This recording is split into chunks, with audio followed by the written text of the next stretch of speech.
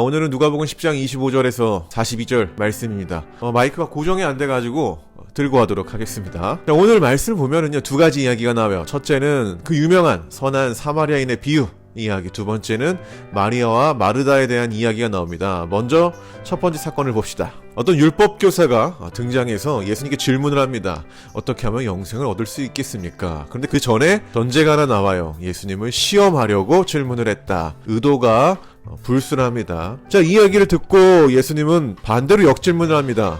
율법에 뭐라고 기록됐냐? 그랬더니 율법 교사가 자신있게 하나님을 사랑하고 이웃을 사랑하면 됩니다 라고 대답을 합니다. 자, 이 이야기를 듣고 예수께서 이렇게 답변합니다. 그래, 그 말이 맞다. 그대로 행하라. 그러면 내가 살 것이다. 이런 말을 하는 거죠. 자, 뭔가 석연치 않았던 이 율법 교사는 예수님께 다시 한번 질문을 합니다. 근데 그 전에 뭐라고 나오냐면은 자신을 옳게 보이려고 질문을 했다라고 얘기해요. 상당히 교만한 사람이라는 것을 우리가 알 수 있죠. 자, 이때 예수님이 유명한 비유 이야기를 이야기하죠. 어떤 사람이 예루살렘에서 여리고로 내려가다가 강도를 만납니다. 많은 것을 빼앗기고 몸도 성치 않고 고통 가운데 있는 사람이 등장합니다. 자, 마침 그때 어떤 제사장이 그 길을 내려가고 있는데 이 강도 만난 자를 본 거예요. 그런데 제사장이 그냥 지나칩니다. 자, 두 번째로 레위인, 하나님을 정말 신실하게 예배했던 그 레위인이 지나갑니다. 근데 그 레위인도 제사장처럼 그냥 지나갑니다. 자, 주인공이 등장하죠. 어떤 사마리아인 사람이 나타나는데 이 사람은 제사장과 레위인처럼 그냥 지나가지 않고 적극적으로 불쌍한 사람을 돕습니다.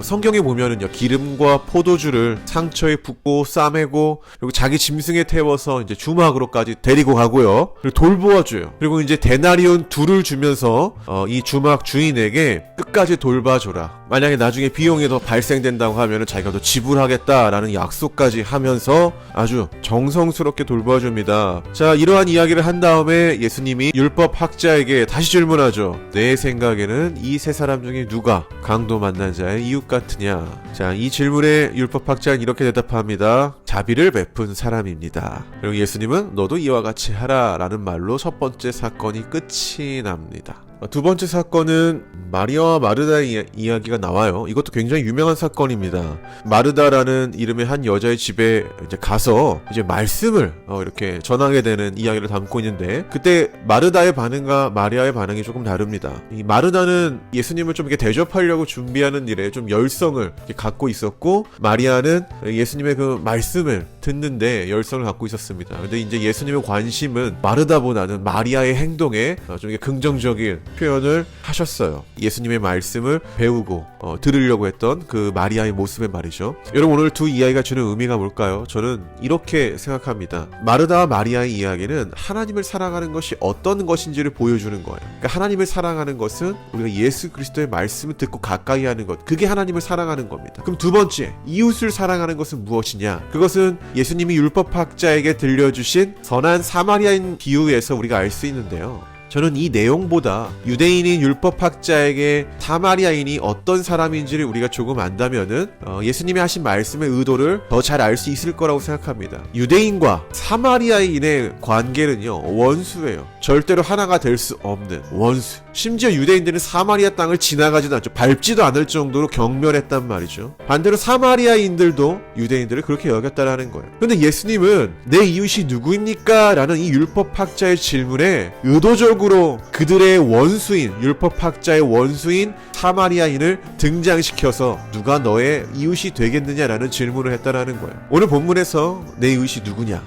여러분, 예수님 말하는 우리의 이웃은 원수를 말을 하는 거예요. 내가 벽을 쌓고 있고 내가 절대로 같이 하고 싶지 않은 그 대상, 이 사람과는 절대 밥 한 끼도 내가 먹을 수 없는 대상, 마주치는 것조차도 싫어하는 그 대상이 우리의 이웃이라고 이야기를 하는 겁니다. 성도 여러분, 우리가 어떻게 하면은 영생을 얻을 수 있겠습니까? 성경은 말합니다. 하나님을 사랑하고 이웃을 사랑하라. 그런데 놀라운 거는 우리는 우리의 힘으로 그 원수를 사랑할 능력이 없다라는 거죠. 예수 그리스도의 십자가의 죽음과 부활하심으로 인하여 우리가 그 원수도 사랑할 수 있는 존재로 거듭났다라는 겁니다. 오늘 하루도 그 예수님을 의지하십시오. 예수님의 십자가와 부활을 한번 생각해 보세요. 내가 예수와 함께 십자가에 못 박히고 나에게 새로운 삶이 주어졌다라는 것을 우리가 믿음으로 여길 때 그때 비로소 우리의 삶에서 원수도 사랑할 수 있는 능력이 나타나는 겁니다.